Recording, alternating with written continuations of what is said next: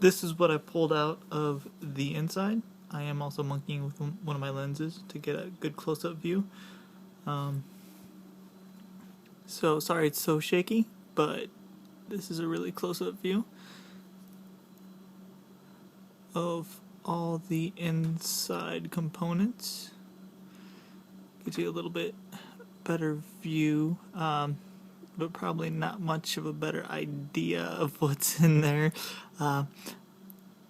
Might give my dad a good idea. He's an electrician, but for me, it's just a bunch of goop around some interesting looking stuff.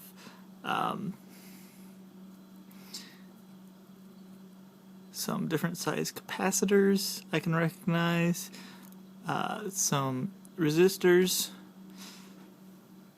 I can recognize in there. There's another capacitor, so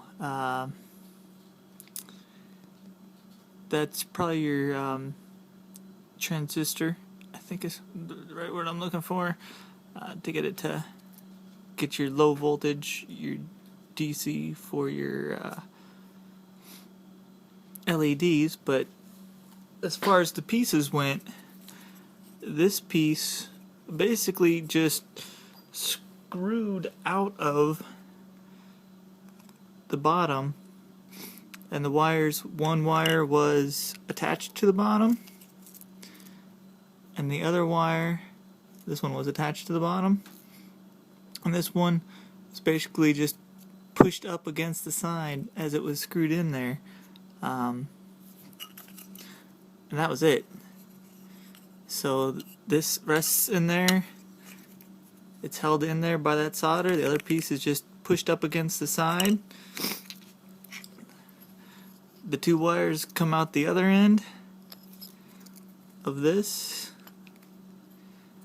and go through there, soldered to the top, and that's screwed on to this piece. And then the plastic thing is put on top. So